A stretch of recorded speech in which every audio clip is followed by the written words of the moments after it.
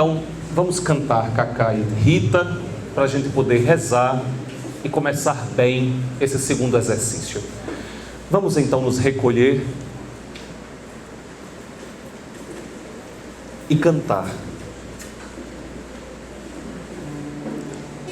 Vamos cantar e pedir a Deus que Ele nos dê a graça de fazer bem aquilo que nós vamos fazer nesta noite. Voltemos a nossa atenção para o nosso interior e vamos juntos cantar e rezar a Deus.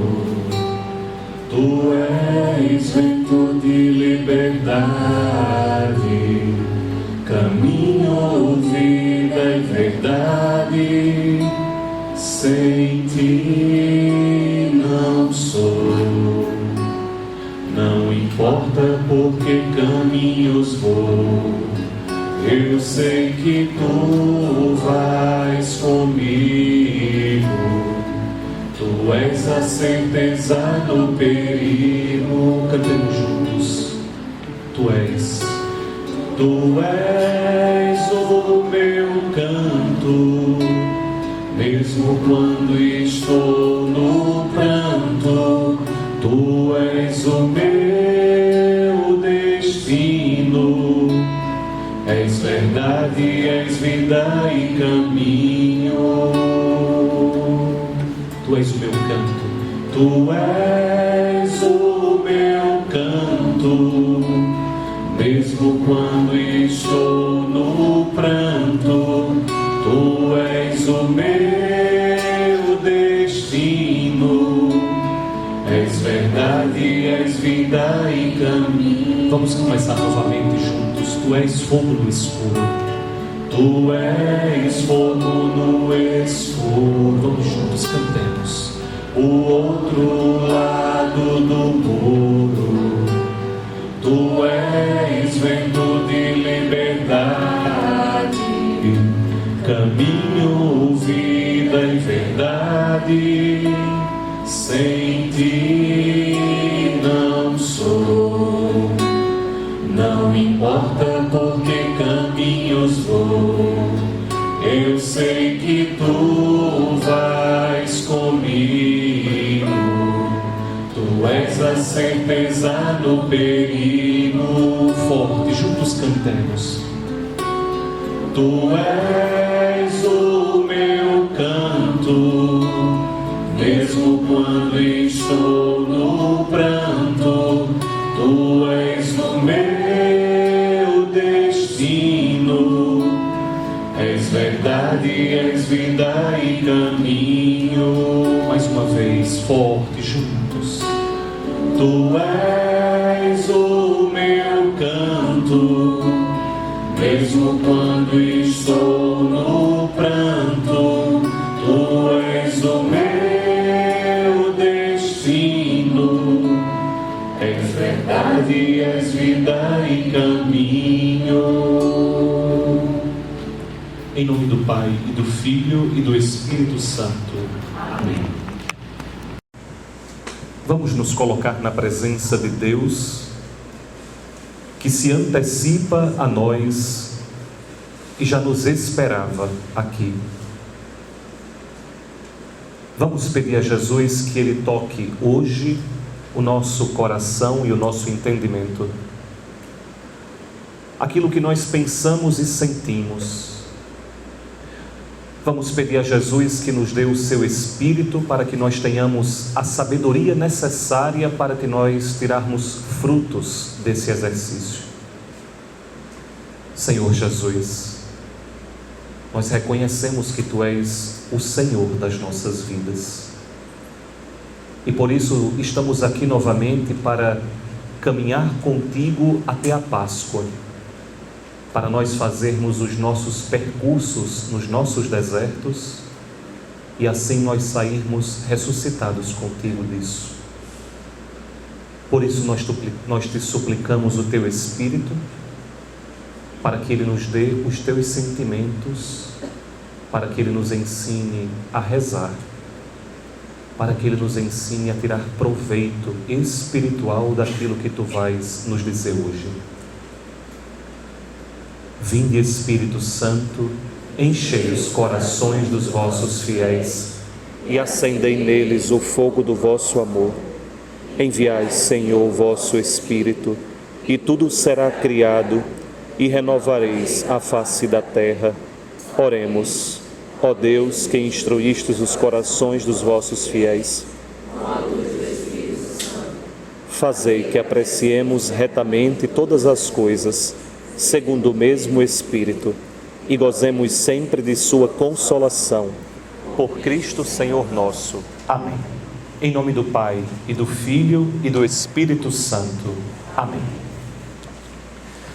Muito bem, então, boa noite novamente, bem-vindos, bem-vindas. Eu imaginei que porque, Rita, eu acho que a gente foi trollado, a gente pensou que vinha menos gente porque hoje não é feriado, mas eu acho que nós temos uma perseverança, ponto positivo para nós todos. Bem-vindos então. Deixa eu pedir ao pessoal da parte técnica, eu nunca imaginei na minha vida que eu ia pedir isso, mas tem como aumentar a temperatura? Porque o negócio está em cima de mim e eu acho que eu vou para a Groenlândia. Vê se consegue Aê, Rai. Vocês não estão com frio não, é? Minha Nossa Senhora, então deixa. Pelo menos a pessoa oferece alguma coisa, né? Já que é quaresma. Pode deixar, Rai. É bom que eu me converto. Muito bem. Bem-vindos então, bem-vindas então. Nós vamos para o nosso segundo exercício quaresmal. Eu vou fazer uma revisão. Não vai dar não. Oi.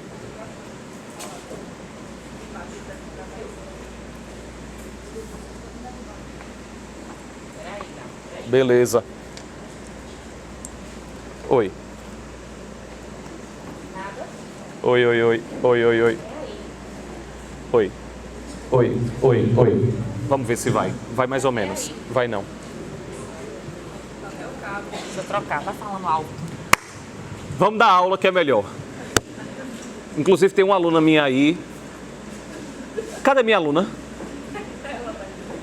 Letícia? Cadê Letícia? A senhora é minha madrinha. Cadê Letícia? Aí, ó. Tá fazendo a Letícia. Ela só me vê falar sobre Habermas, Karl Marx, Weber e esse povo. Vai vir falando de Jesus agora. Então, vamos fazer de conta que eu estou em sala de aula e dar aula no gogó. Bem, Vamos resolver sua vida. Deus seja louco. Então vamos lá. Veja aí, qualquer coisa. Bora ver se vai. Acho que agora está melhor. Muito bem. Bem-vindos então, bem-vindas então. Vamos trabalhar. Eu vou fazer uma revisão da aula passada, viu, Letícia? E vai ter prova no final para ver se... Nós vamos fazer então hoje o nosso segundo exercício. Para aqueles que não vieram na semana passada para o primeiro exercício, vamos fazer uma revisão rápida no primeiro parágrafo para que a gente entre no mesmo enredo. Mas antes disso, como nós fizemos na semana passada, vamos começar com a parte importante, que não é a palavra de Gabriel, mas a de Deus. Quem estiver com Bíblia, Êxodo 3, versículo 13. Quem não estiver com Bíblia e com o celular, pode colocar no celular. Quem não tiver Bíblia, celular, nada, me escuta. Êxodo capítulo 3, versículos de 13 a 15. Hoje só são 2 versículos, viu? É exercício demais com poucos versículos. Êxodo 3, versículo 13. Êxodo depois de Gênesis. Êxodo, capítulo 3, versículo 13. Balancem aí a cabeça para eu saber se eu posso ir. Então vamos. Moisés disse a Deus: quando eu for aos israelitas e disser, o Deus de vossos pais me enviou até vós, e me perguntarem qual é o seu nome, o que direi? Disse Deus a Moisés: eu sou aquele que é. Disse mais, disse Deus ainda a Moisés: assim dirás aos israelitas, Yahvé, o Deus de vossos pais, o Deus de Abraão, o Deus de Isaque e o Deus de Jacó, me enviou até vós. É o meu nome para sempre, e é assim que me invocarão, de geração em geração. Muito bem. Vamos então começar a colocação. Quem não veio na semana passada, nós temos 2 textos para meditar. O melhor, óbvio, é a Sagrada Escritura, mas como nem todos nós estamos habituados a ela, e o nosso pressuposto é sempre que nós todos somos principiantes, então eu escrevi isso aqui para ajudar aqueles que não têm familiaridade com o texto do Antigo Testamento. Por isso é que a gente vai ler esse texto aqui, como um modo de ajudar na nossa meditação. Primeiro, a revisão da semana passada.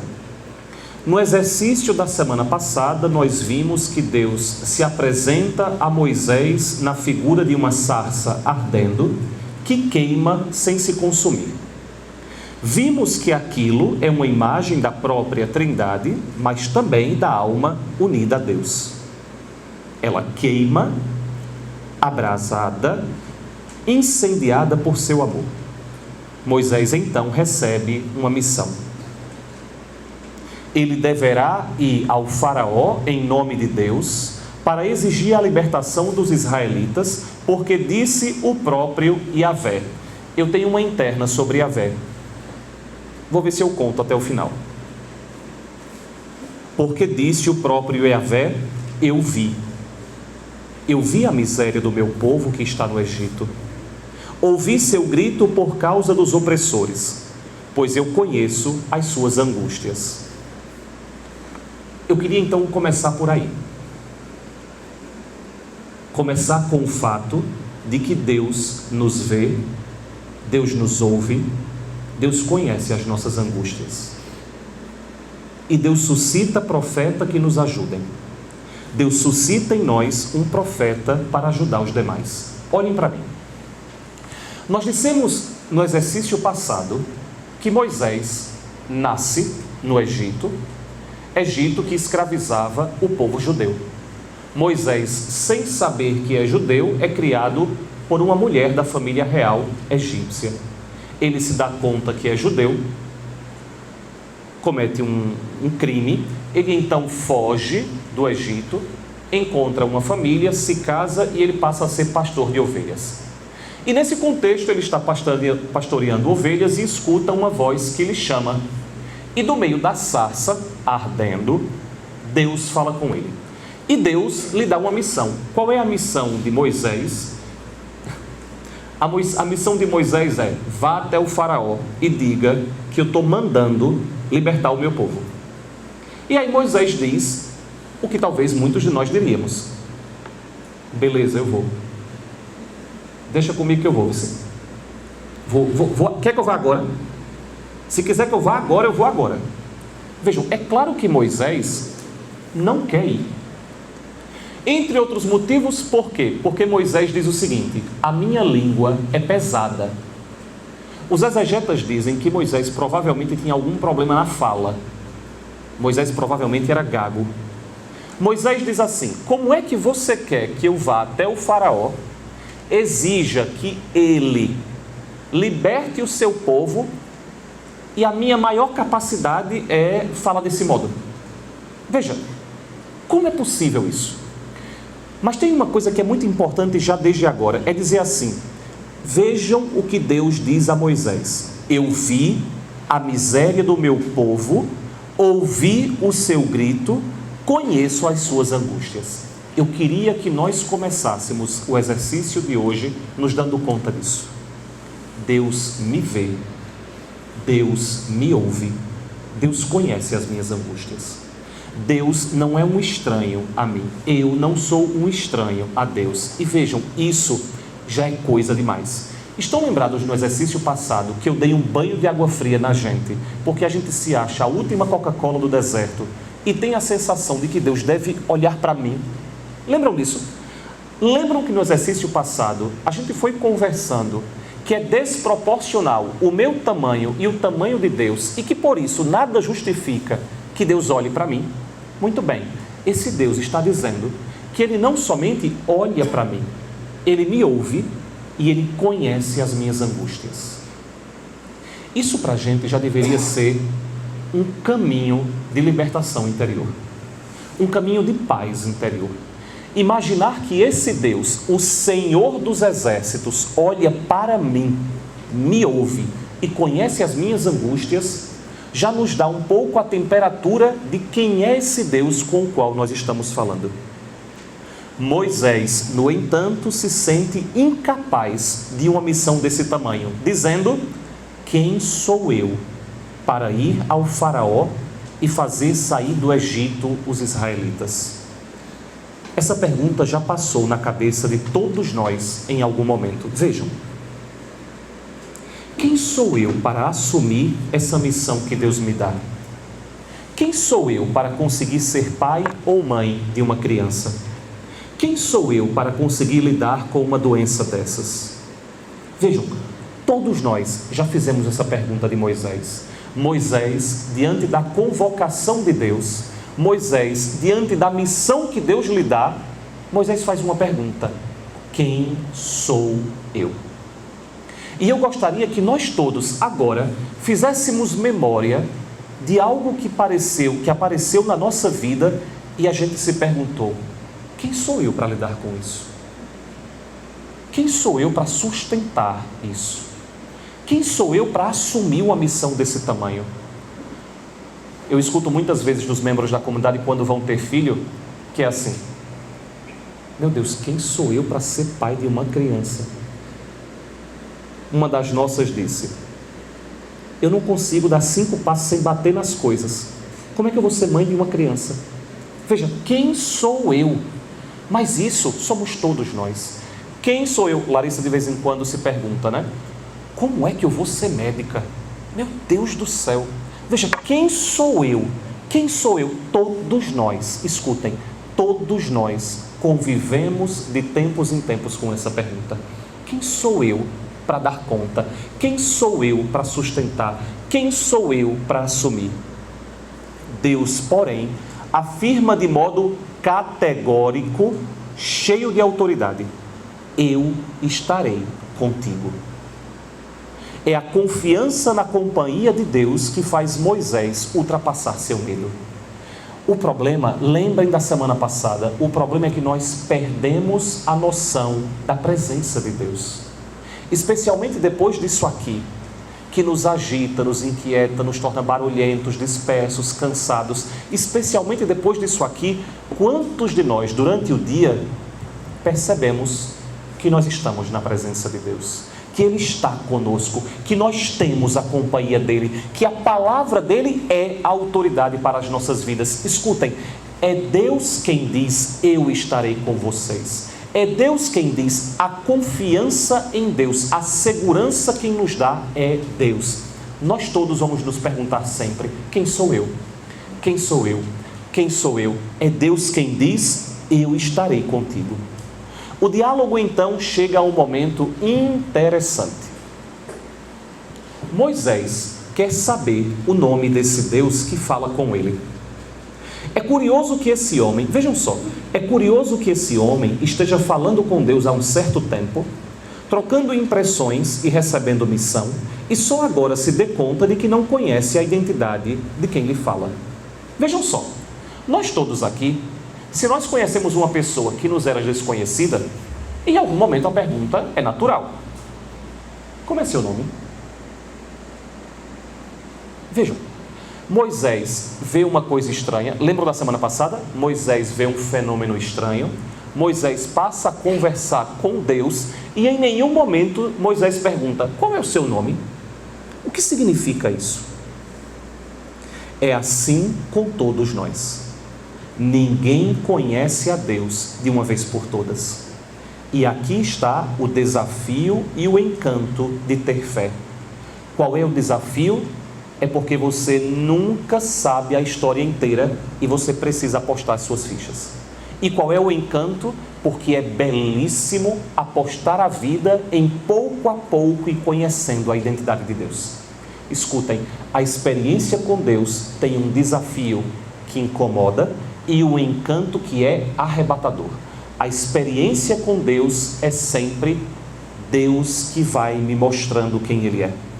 Deus vai se dando conta e revelando aos poucos, seduzindo a alma para si. E nós, sem mesmo nos darmos conta de que não conhecemos com profundidade, já tateamos a sua presença. Deus não revela o seu nome imediatamente, não mostra o final do jogo. Deus nos quer confiando e apostando as fichas. Nele venceremos o jogo. Escutem, todos nós gostaríamos de começar a ter uma relação com Deus e saber o final da história. Todos nós.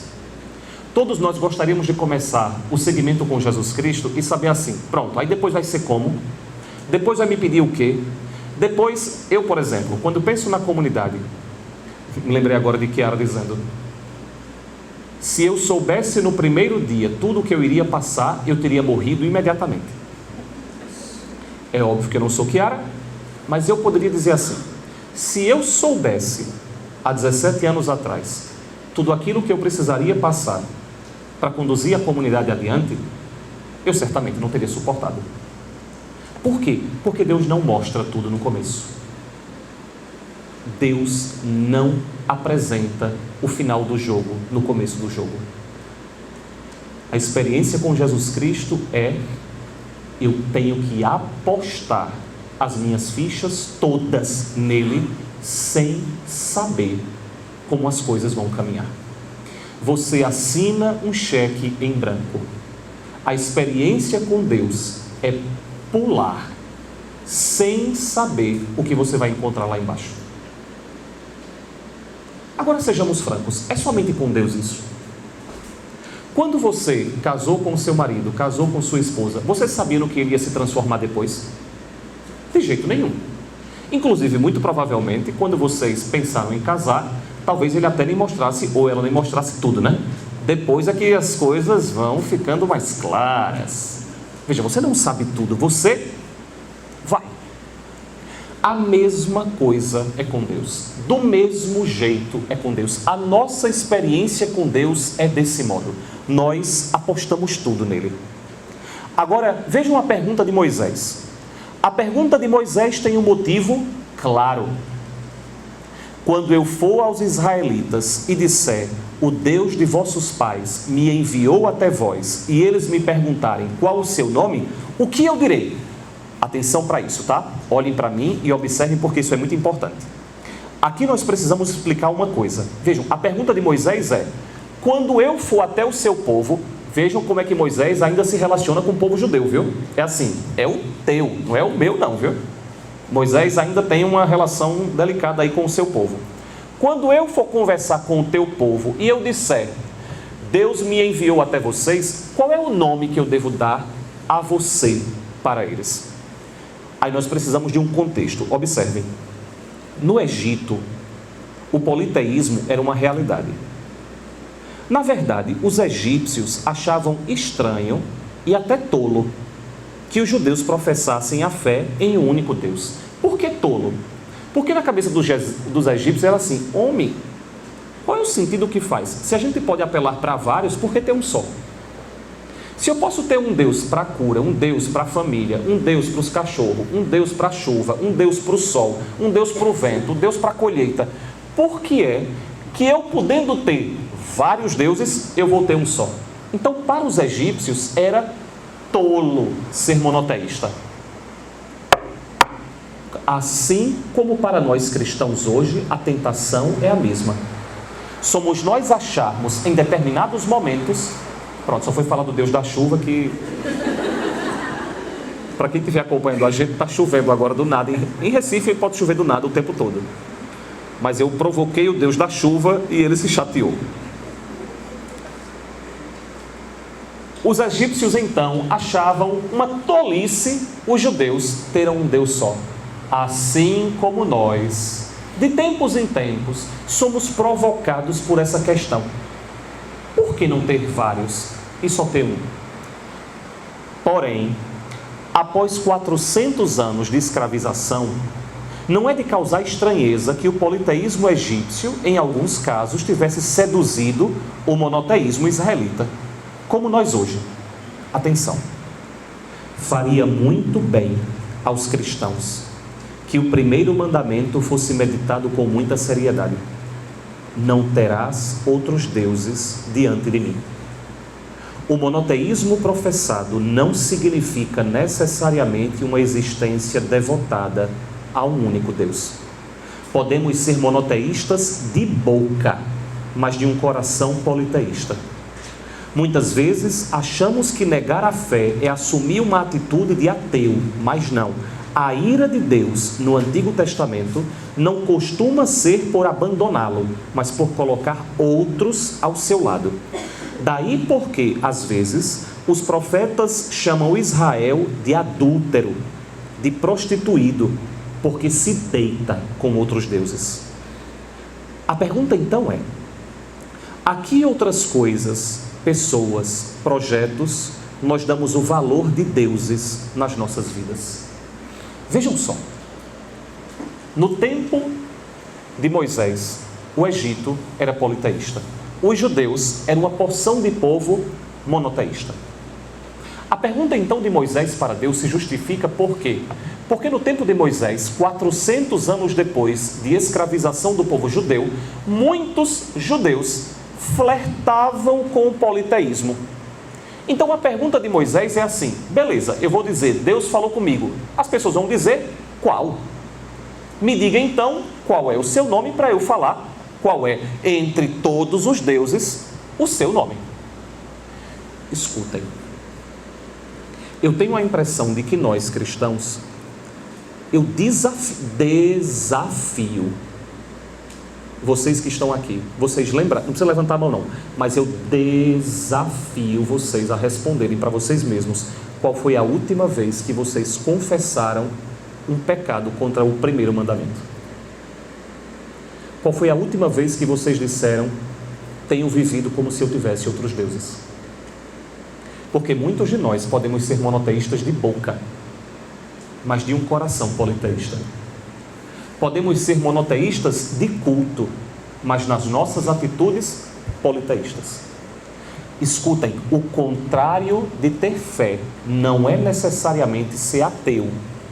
O contrário de ter fé no Deus único é o politeísmo. E muitos de nós podemos, na nossa vida, estar vivendo com muitos deuses. Não é que você tem em casa várias imagens de vários deuses, mas você pode colocar num projeto, num bem, numa pessoa, o peso de Deus, a importância de Deus. Escutem, Deus não nos pede necessariamente para abandonar as coisas e as pessoas, mas Deus, o Deus de Jesus Cristo, é um Deus ciumento.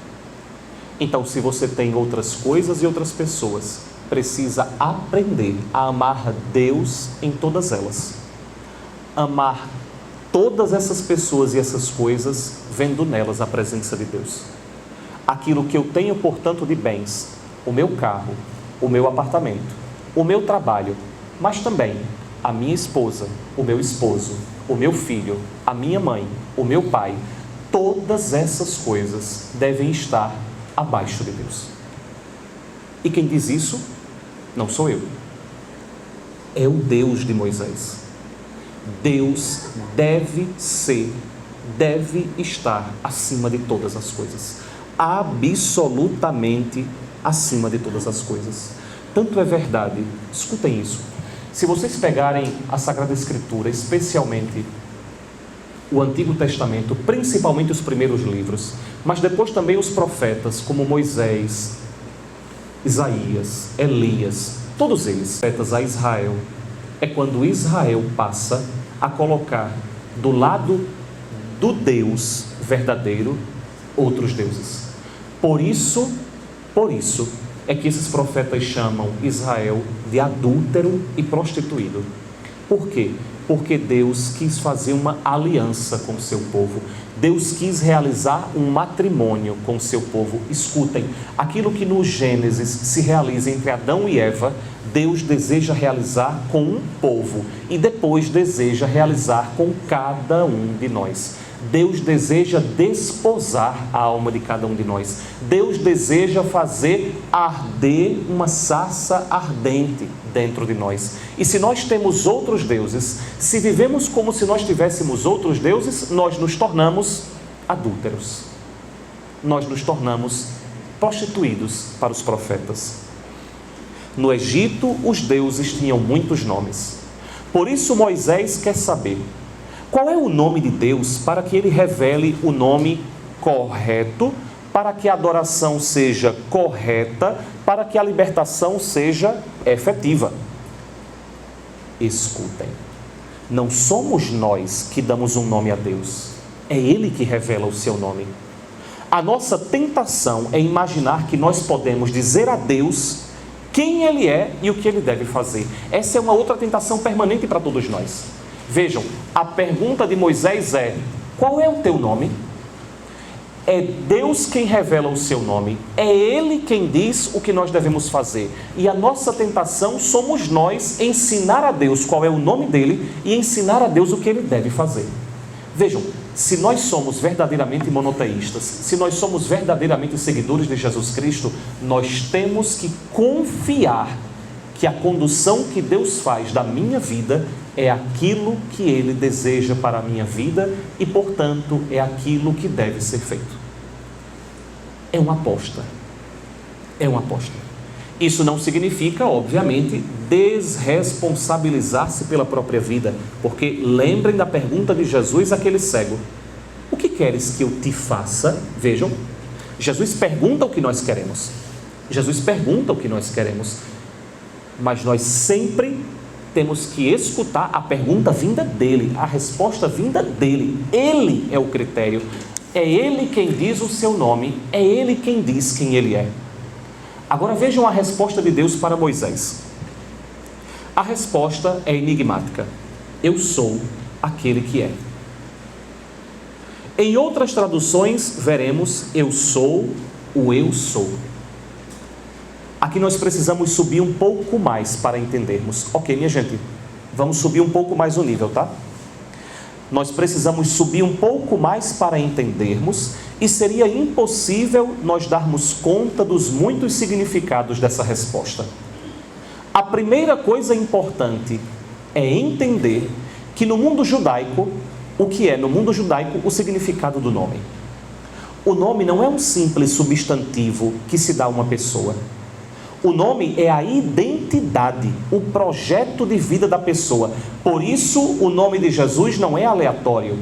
Yeshua significa Yahvé, é salvação. No nome está quem é a pessoa. Por isso é que desde o início o cristianismo não tolerou determinados nomes. Não dá para colocar o nome de um cristão Estrela. Isso os pagãos faziam. Esse é um caminho dos... Minha gente, desculpem se alguém tem o nome Estrela. Agora que eu percebi que se você tiver o nome Estrela, você não está condenado, viu? Está tudo certo. E a lei já permite mudar de nome. Então, eu posso sortear uns nomes aqui Então, a partir de agora, eu direi nomes, mas não é nada pessoal. Então, Estrela, Amora, Lua, Sol... digam outros nomes aí interessantes. Vejam, esses nomes não são nomes de cristãos. Por quê? Porque eram os pagãos, vejam, eram os pagãos que atribuíam aos astros o papel de Deus. E por isso fazia sentido para eles colocar lua, estrela ou qualquer outra coisa. Mas para nós, o nome é a identidade da pessoa. O nome é o projeto de vida da pessoa. Quando um pai e uma mãe dão o nome a um filho, na perspectiva cristã, tá? Na perspectiva cristã, o pai e a mãe estão dando uma herança ao filho. Por isso é que os cristãos, desde o começo, procuraram dar nome de quem? Dos santos. Por isso. Por isso é que o nome bom é Gabriel. Porque é força de Deus. Ainda que eu não seja, mas aí eu lembro, eita, eu tenho que ser a força de Deus, né? Veja, não tenho força de nada. Mas Gabriel, El é o nome que se dá a Deus, e força. Veja, Gabriel é a força de Deus. É a força no sentido da comunicação de Deus. Não sei se meus pais e minha mãe meus pais e minhas mães, né? Não sei se meu pai e a minha mãe sabiam disso, mas vejam, eles me deram uma oportunidade única. No meu nome há um projeto. No meu nome há uma identidade. Por isso é que todos nós deveríamos saber o significado do próprio nome. Porque para os cristãos que vêm do mundo judaico, o nome é a identidade. Tendo isso presente, por isso eu acho tão bonito, deixa eu fazer um parêntese, eu acho tão bonita a escolha de vovô Zé Venâncio e vovó Doralice, em colocar o nome das filhas todas, em primeiro lugar Maria, por isso é que eu gosto tanto desse nome, porque é Nossa Senhora, né? Por causa delas não, mas Maria Auxiliadora, Maria das Graças, Maria Bernadette, Maria Lúcia, Maria Teresa. Vejam, Maria é Maria, acabou, não tem nem o que explicar. Mas depois tem um complemento básico que, vejam, das Graças, é Nossa Senhora das Graças. Auxiliadora, é Maria Auxiliadora. Maria Lúcia, é Lúcia a Vidente de Fátima. Bernadette, é Bernadette Sabirô. Teresa, é Teresa. Teresa nós temos várias, né? Pode escolher, Teresa de Ava dos Andes e... Vejam que coisa inspirada colocar um nome numa criança, um projeto tão bonito de vida. Aquela criança tem para onde olhar quando ela olha o nome dela, tem uma herança no nome dela. Mas nós estamos falando não do nome da minha mãe e das minhas tias, nós estamos falando do nome de Deus. E aqui a coisa fica mais bonita. A questão então é a seguinte: como é possível dar um nome a Deus? Como é possível revelar em Deus aquilo que Ele é? Aqui nós precisamos prender a respiração. Lá vai. De fato, justamente para dizer quem é, Deus diz: eu sou. Por quê? Porque Ele não é definível. Não se pode circunscrever Deus em um nome, uma realidade. Por isso São Paulo dirá que Jesus tem o nome acima de todo nome. São Paulo está comparando Jesus a Deus. Por quê? Porque Jesus é Deus. Mas vamos devagar. Como diria Larissa, calma. Quando ouvimos Deus dizer a Moisés que o seu nome é Eu Sou, podemos imaginar que Deus diz assim: Moisés, olha ao teu redor e vê. O faraó é o senhor do Egito. Constrói pirâmides, ergue um império, escraviza o meu povo. Porém, ainda que ele tenha todo o poder da terra, mais cedo ou mais tarde, ele passará, enquanto eu permanecerei, porque eu sou o Eu Sou. Ou ainda, Moisés, olha as estrelas e o sol e imagina as galáxias, todos os sistemas do universo. Todas essas coisas um dia passaram a existir, mas antes delas eu já existia, porque eu sou o Eu Sou. Santa Teresa estava certa, só Deus não muda, e por isso nada te perturbe, nada te espante. Se nós temos ao nosso lado alguém que diz eu sou, então eu posso viver em paz, porque todas as circunstâncias da minha vida não são definitivas, mas ao meu lado está aquele que é aquele que é. Eu sou o Eu Sou. Cada um de nós precisa se colocar essa pergunta: antes de tudo existir e depois que todas as coisas deixem de existir, houve e haverá Deus? Ou antes de tudo e depois de tudo é o nada? A verdade é que para cada coisa existir, essa coisa precisa ter sido criada. E por isso a resposta dada por Deus a Moisés é um tratado de sabedoria e ciência. De fato, só Deus pode dizer, eu sou. Todo o resto só pode ser se foi criado por Ele. Por isso, o melhor modo de saber quem é o ser humano é conhecendo a Deus. Por quê? Assim como o melhor modo de saber o que é e como funciona um liquidificador é perguntando a quem o projetou. Olhem para mim. Existe um livro chamado A Fé Explicada, de Léo 13. Se puderem, leiam. Léo 13 diz: o melhor modo de saber como funciona um liquidificador é perguntando quem projetou esse liquidificador. O melhor modo de saber quem é o ser humano é perguntando a quem fabricou o ser humano.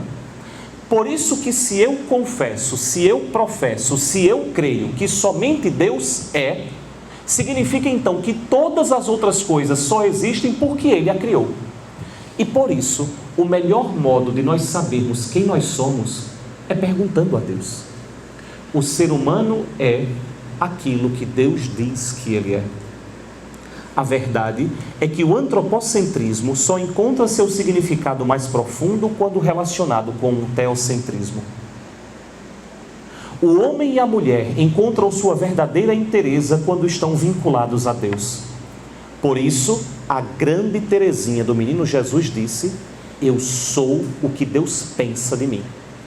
Escutem, vejam que menina desaforada. Uma menina de 20 anos, 22, 24 anos de idade, dizer assim: eu sou, não o que dizem que eu sou. Eu não sou o que a rede social diz que eu devo ser. Eu não sou aquilo, espero não chatear ninguém, eu não sou aquilo que o meu pai e a minha mãe dizem que eu sou. Eu sou o que Deus pensa de mim. Vejam que libertação isso é capaz de dar ao ser humano. Quando um ser humano diz que aquilo que ele é, quem diz é Deus, ele não está mais apegado e preocupado aquilo que as pessoas estão dizendo sobre ele nesse mundo, porque ele agora tem uma segurança que é de um outro mundo. Deus diz aquilo que eu sou. A opinião que importa para mim é a opinião de Deus sobre mim. A questão é, quantos de nós estamos vivendo procurando saber o que Deus pensa de nós? Porque não saber aquilo que Deus pensa de mim é viver ignorando quem eu sou. O exercício de todos nós, se nós quisermos ser verdadeiramente cristãos, seguidores de Jesus Cristo, professantes de um monoteísmo, a grande questão, o grande desafio, o exercício das nossas vidas é manter uma relação com alguém que me criou e pode me revelar aquilo que eu sou. Mas não para por aí. A resposta de Deus também dá a impressão de ser uma negação à pergunta de Moisés, como se dissesse: eu sou, nada além disso, não tenho como te responder de modo que alcances, fica só sabendo, eu sou o que sou. Vejam, eu tenho dois modos de interpretar essa resposta de Deus. Eu posso interpretar essa resposta de Deus, ainda que enigmática, como uma resposta, e eu tenho outro modo de entender essa resposta de Deus, como se Deus negasse a resposta. É mais ou menos assim: como é o teu nome? Eu sou o que eu sou. Eu posso ter uma entonação assim: eu sou o eu sou. E eu posso imaginar Deus dizendo: eu sou o eu sou. Perceberam a diferença?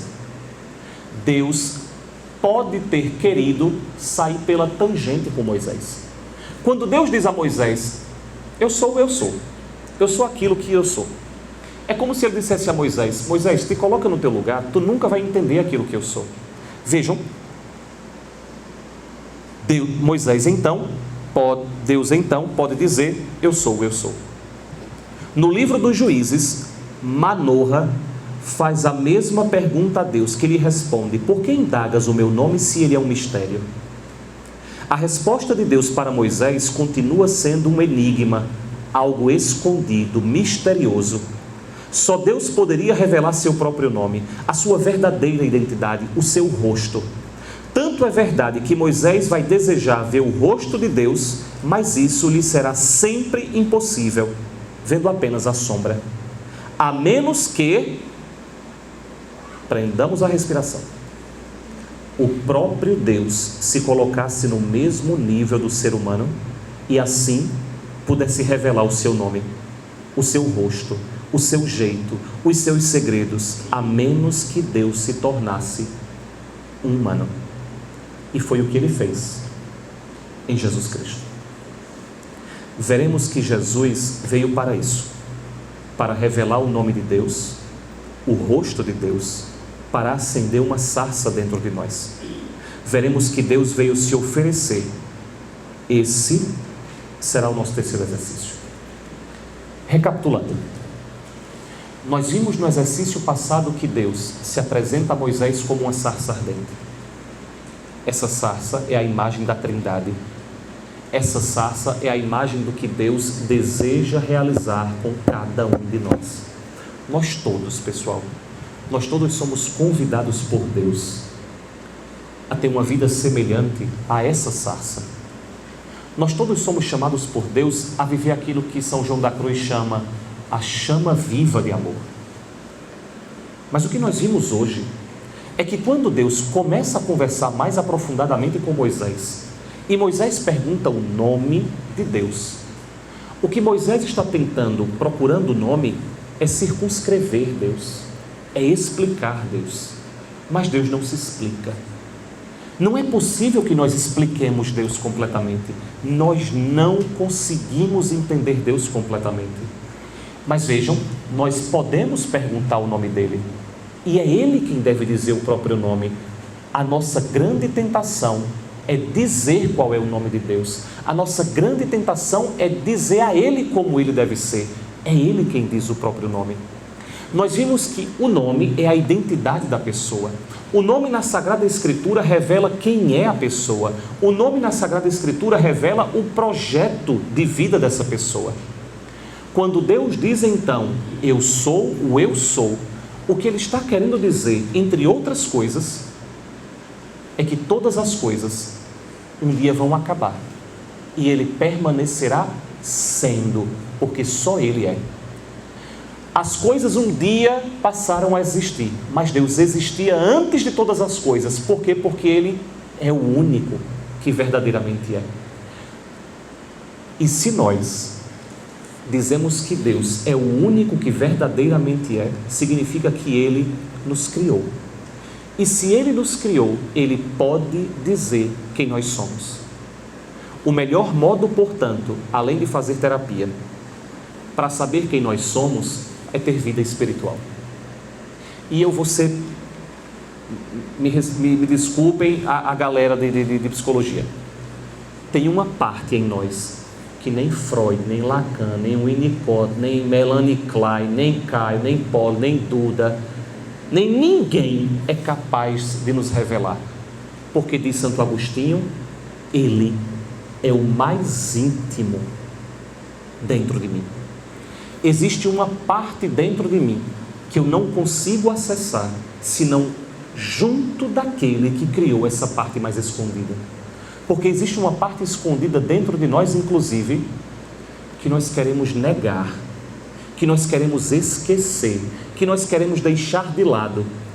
E é insuportável acessar isso sem a companhia de alguém que diz, confia, eu irei contigo. É isso que Moisés escutou de Deus.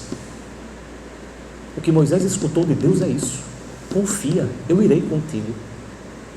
Então, é claro que a terapia é muito importante, o autoconhecimento é muito importante, bendito seja Deus por todos esses instrumentos, mas existe uma parte dentro de nós que somente com Ele. Por quê? Porque Ele criou essa parte mais íntima de nós. Por isso é que nós, quanto mais tivermos intimidade com Deus, tanto mais Ele poderá responder a pergunta que angustia cada coração humano: quem eu sou?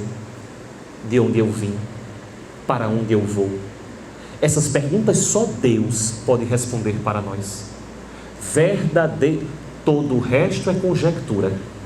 Só Deus pode me responder, na intimidade com Ele, quem eu verdadeiramente sou.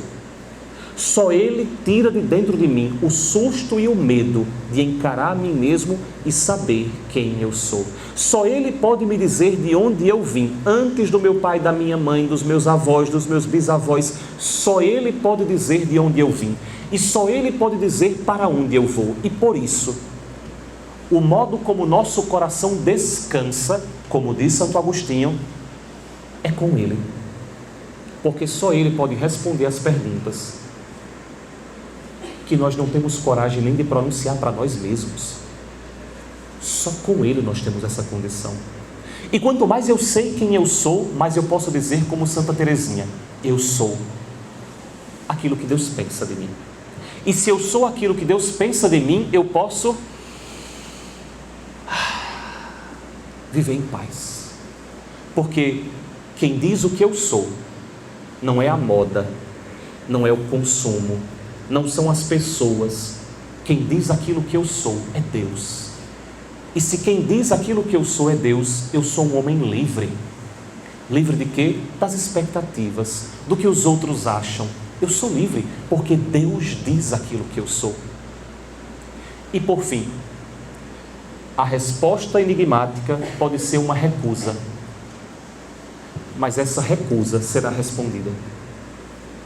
Porque o único modo de Deus responder 100% o seu nome, mostrar o seu rosto e revelar os seus segredos, seria se tornando um de nós. E foi o que Ele fez em Jesus Cristo. Por isso, vou dizer a mesma coisa que eu disse na semana passada, pessoal. É muito bom que nós percebamos a distância que nos separa de Deus. Como era impossível nós termos acesso a Deus. Como era impossível ver o rosto de Deus, para que nós valorizemos muito mais o que Jesus fez por nós. Para que nós tenhamos mais consciência do que Ele fez por nós. E o que nós vamos ver no próximo exercício é que Deus ofereceu uma amizade a Moisés. Moisés tem um dos elogios que eu invejo profundamente. Tem dois elogios que eu invejo muito na história da humanidade. O primeiro elogio é o elogio a São Francisco. Os mais íntimos sabem, eu me irrito, mas já entendi. É o elogio que nós fazemos a São Francisco, o outro Cristo. Ele roubou o que nós todos, ele viveu primeiro o que nós todos gostaríamos de ser, o alter Christus, o outro Cristo.